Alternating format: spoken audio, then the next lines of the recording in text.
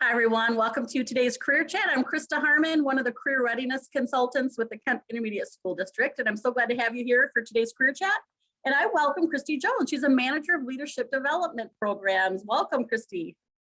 Thank you. I'm delighted to be here. So this series we're working on are education and training, because I really want people to understand there's a variety of jobs out there that you have a teacher's heart that you can go into. So we're going to focus it on your career today, kind of in the corporate world, but take us back to when you were a teenager. Did you think you'd grow up to be a manager of leadership development programs? Tell us about those early thinkings. No, that was not, well, in general, I didn't think I was going to grow up. So I did not have at 16 or 17 much of an understanding of what I wanted to do, other than I knew I wanted to do something that was meaningful for me. And what that led me to do is try a lot of things, which I'm grateful for, but it also at some time throughout my late teens and early adulthood was sometimes intimidating, because there were folks my age that did know very clearly, I'm going to go to school and I'm going to be a doctor, or I'm going to go to school and I'm going to be a business manager or a nurse. And they just had that really clearly. I was not in that group. I wanted to try lots of things. And I was the first person in my family to go to college and graduate from college. So the understanding of positioning your educational experiences and the whole scope of a career trajectory wasn't something that I had good insight into. I knew I wanted to go to college, but the big barrier for me initially was, and then what? I started working in my first job when I was 14, and I kind of had this sense of, I liked working. I liked being in an environment that was, I was producing something. I worked at a little local dry cleaners at the counter, and we got rewarded for speed and accuracy and things like that. And that felt, and making a connection personally with people that were in this small community. And those were all things that kind of started to light a fire in me of inclination of what I might want to do longer term. That led to the only person that I knew that had really gone to college and made a career out of what they did. There were only two professions, nursing and teaching. And I figured those are people I respect and it's jobs I know about. I'll give that a shot. So when I graduated from high school, I went to first Ferris State University for a couple of years in pursuit of a nursing degree. And I think after about my second year there, I realized this does not light my fire at all. I knew like the science of kind of pursuing an RN was not, I was not going to be fulfilled with that. It was not my strength. And that's another thing that I think I didn't know very clearly coming out of high school. What were my strengths and what were just simply expectations that I thought people had of me. So I think if I were to do anything over again, I would have spent a little bit of time understanding this is what I'm strong in, and I want to give that to the world.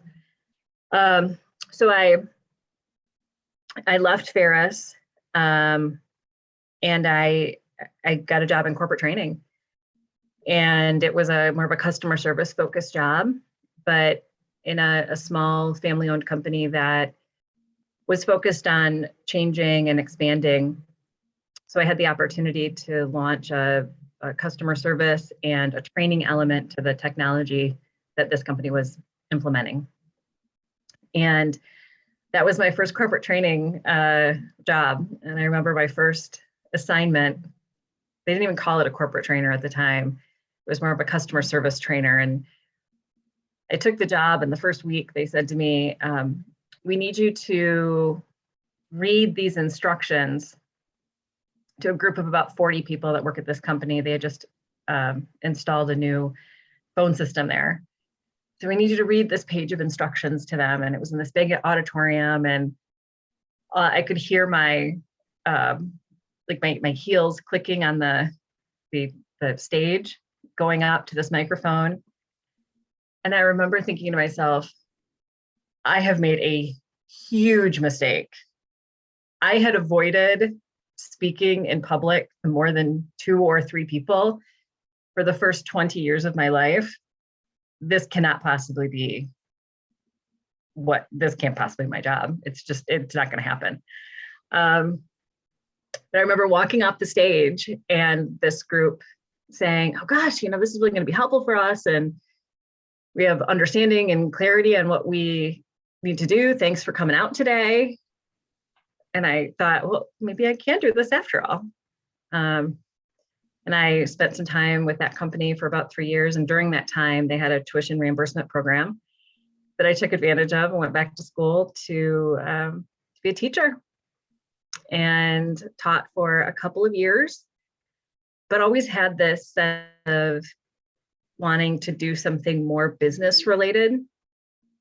I loved the work that I did with clients and seeing large organizations shift in some way. And so while I was teaching, I had gotten married in this time frame also. While I was teaching, my husband and I started a small consulting firm.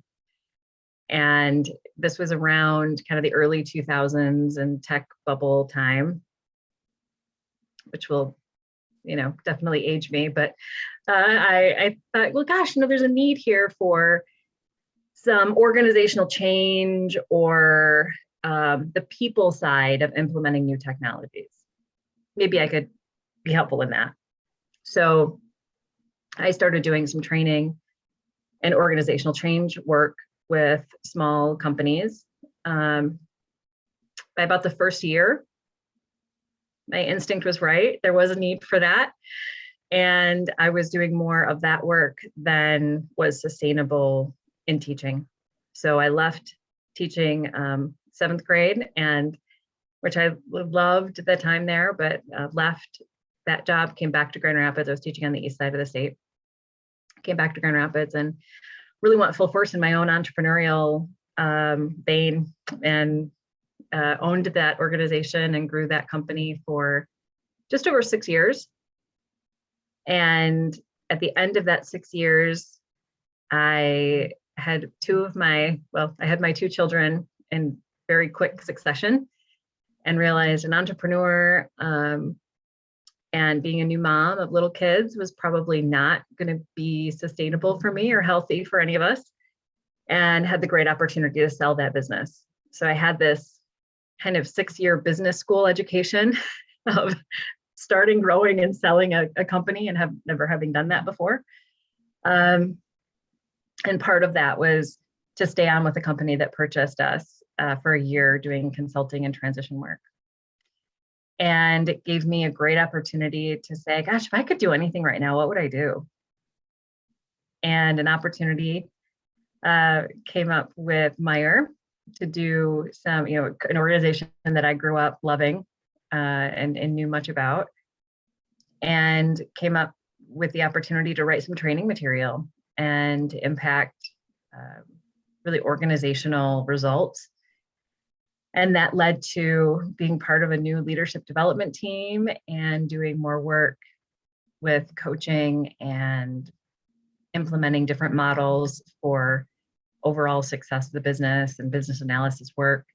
Coaching particularly was one of my kind of passions that I think leads to what you were saying earlier around, if you have that heart of a teacher, I think it definitely is different at an executive and professional level, doing that coaching work, but you still have to be invested in, what is this person's goal?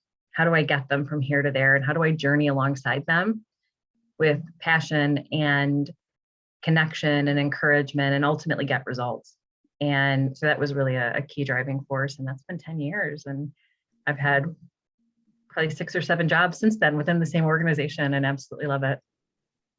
Well, I love the journey, and it's such an encouragement to young people who are watching this, or their parents or teachers, that, whatever you decide as a young person and you decide to change, it's never wasted, that you're building on your skill sets, you're trying new things. So for young people who get concerned that you're locked in, Kristy's story is telling you don't have to. I mean, you went off for nursing, but after a couple of years, you decided, man, this isn't the right fit for me, but you had the courage to then leave it. You didn't feel like you had to keep going, but then you went and got a job, which gave you then clues into some of the future work that you'd be doing. What was that like though? Help them understand maybe even some of that angst that was going on with that decision making. And if there's anything that maybe you would do different in high school with hindsight, because you were a first gen, that maybe would have helped you, that you could recommend to these young people. Oh boy. Let me start with the angst question. That's probably a little bit easier.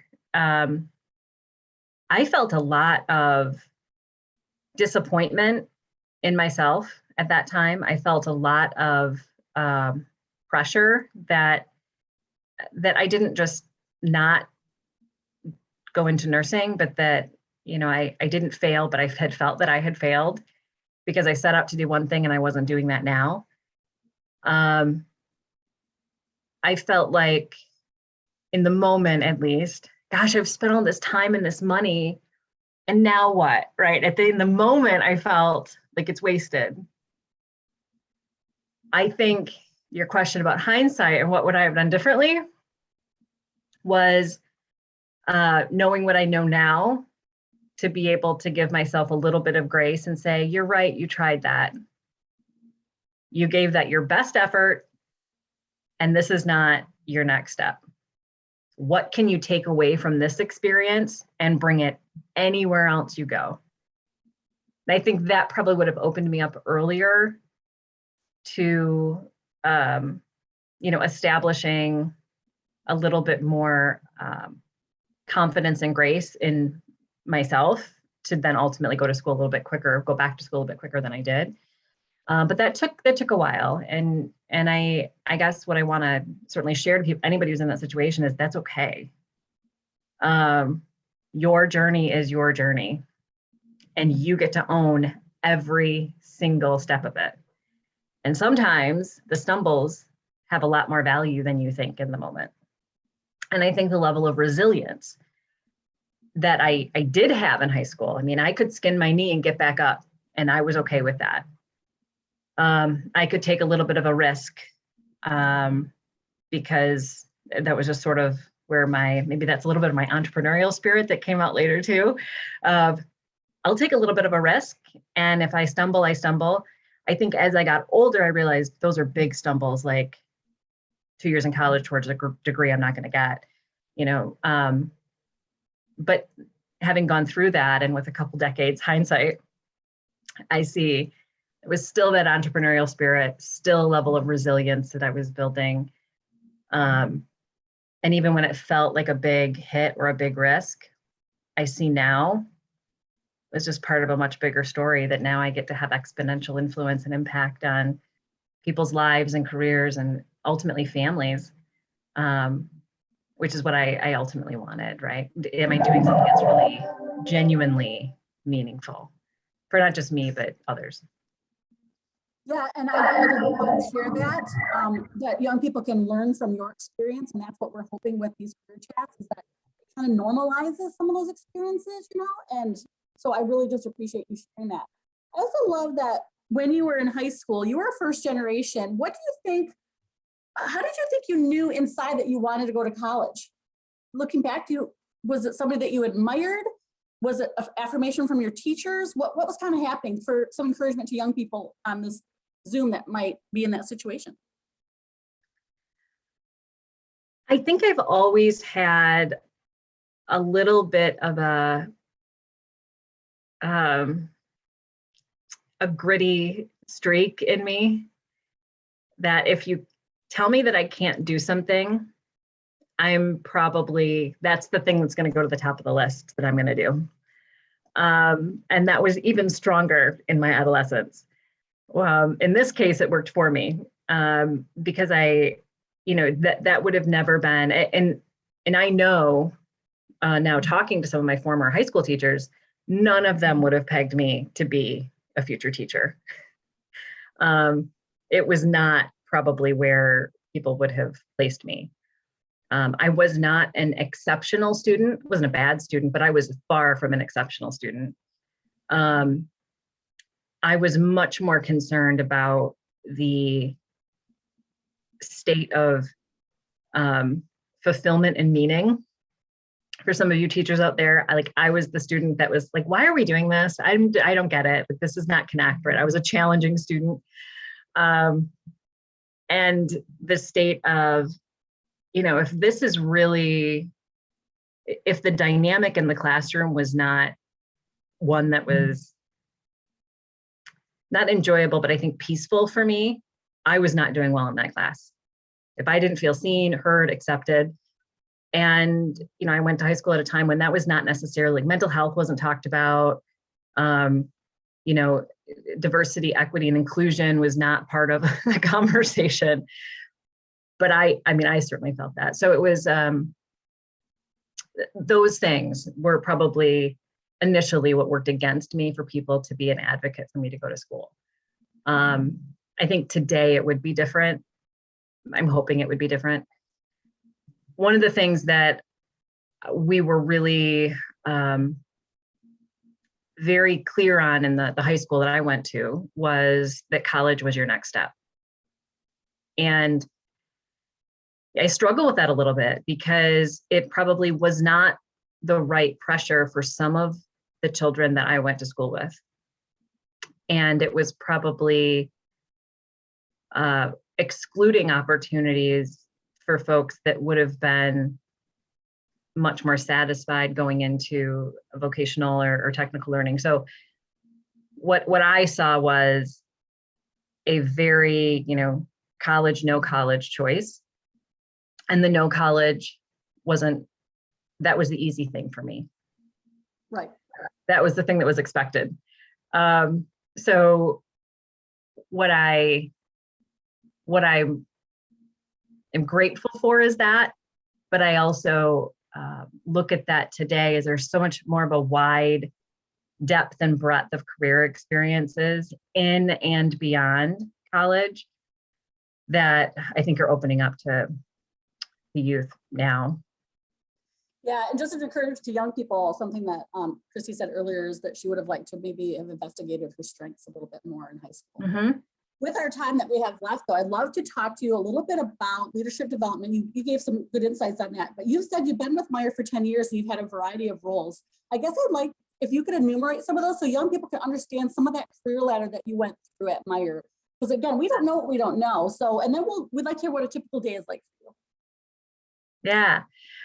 So I went from being the president of a small consulting firm, and I took a job as a junior training specialist.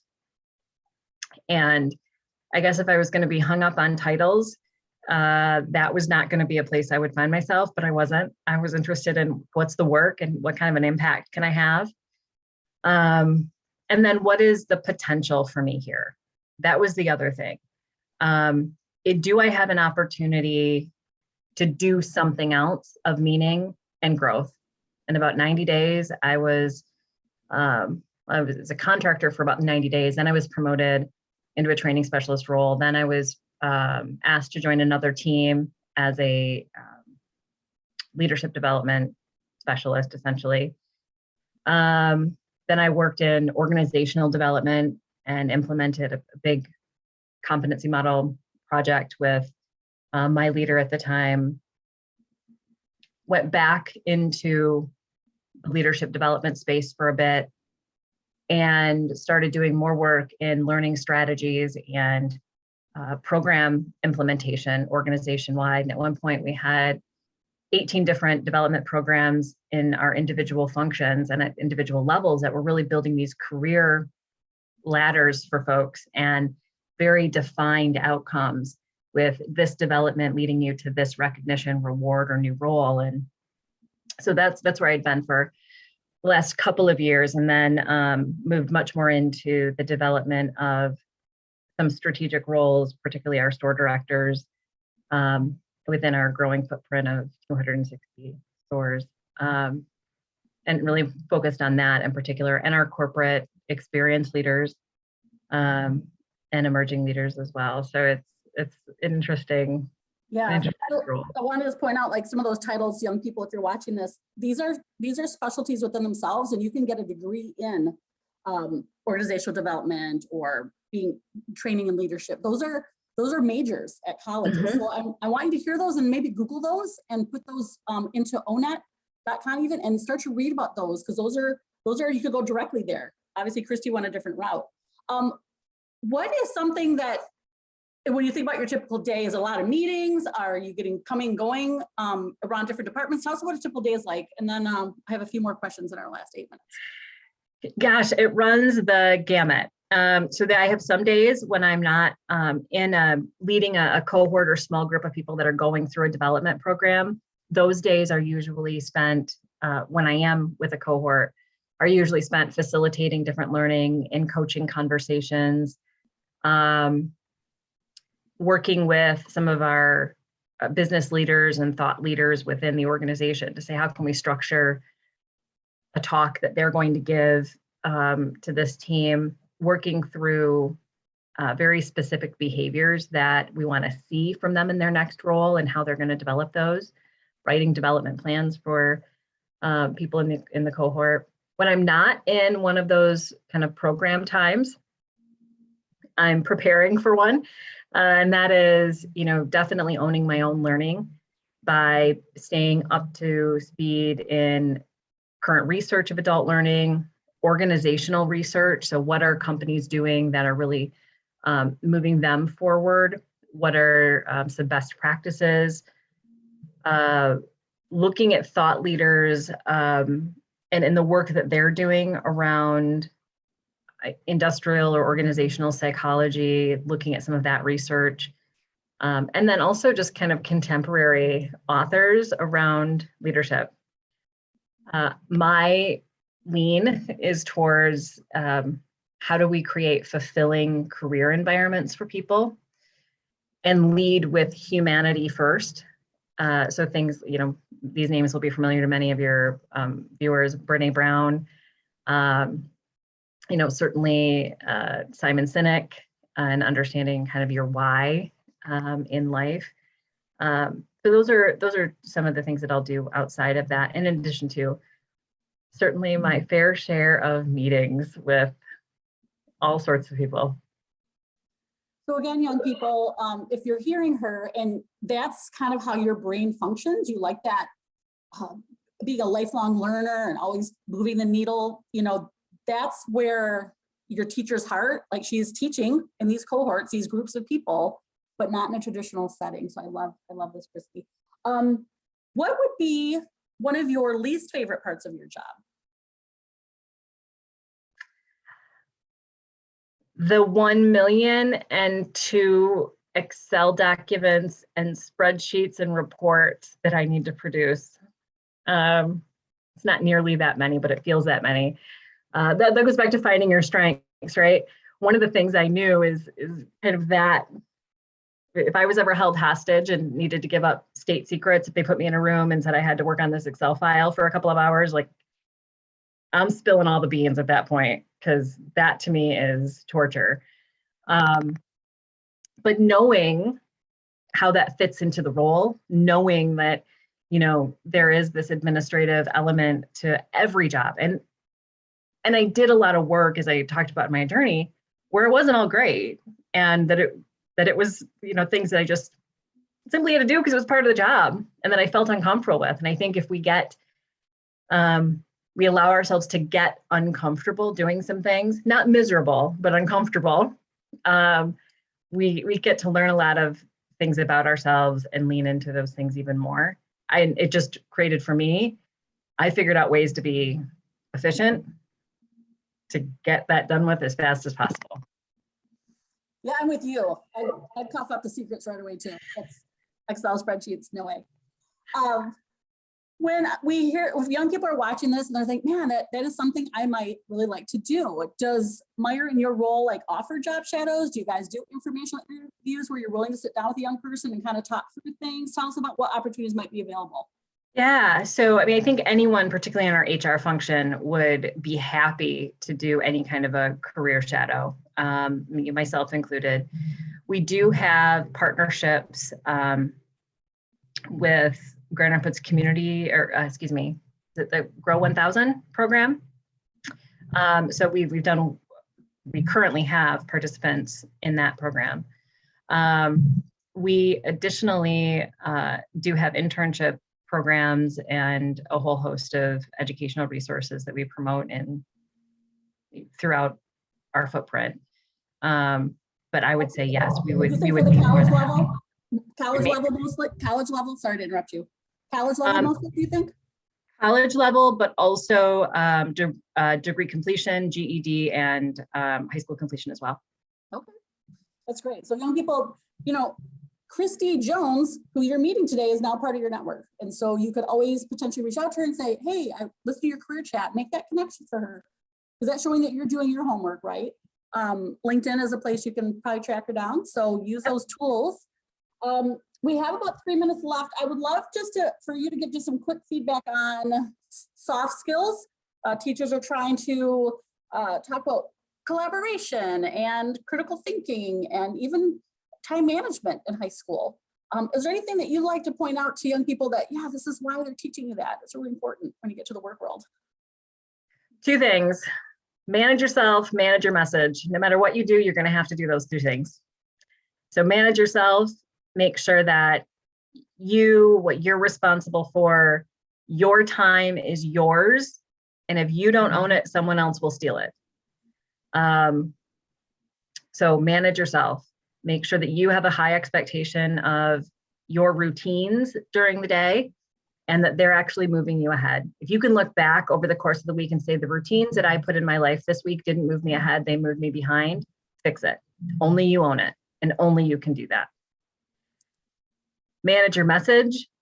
Know really clearly what you want to communicate and confirm that that message has been received. You don't need to beat around the bush. Being direct and clear is kind. So if something's not working, you need to say it. And when something is working, you need to say it so you get more of it. Yeah, that's golden right there, Kristy. That's good stuff.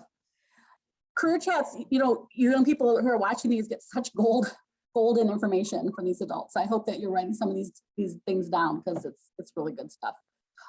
That time went really fast for us today. I'd love for you to finalize with just a word of wisdom to any of these young people or their parents or teachers or some of these school counselors, anything that comes to mind that you might like to share.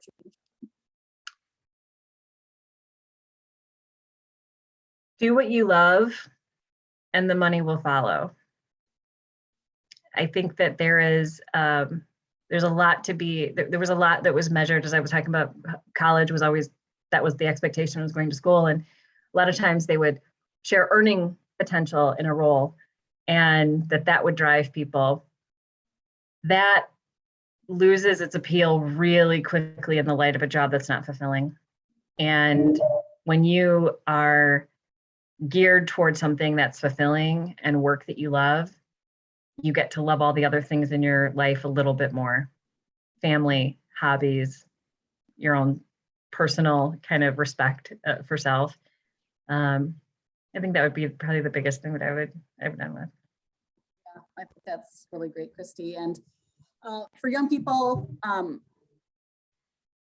listen to that again, because that's so true. Money isn't everything if you don't love it. And just as Kristy shared with us today, you got to try things. You just got to try and move forward, keep trying, because that's how you're going to learn. You don't know all that when you're 16, 17, or 18. You have to keep having experiences that you'll learn from. Kristy, because any job you're in, you're going to have to try something new. Yeah, absolutely. Well, thank you for making time to be with us, Kristy. We really appreciate it. Well, thank you for inviting me. It was a joy.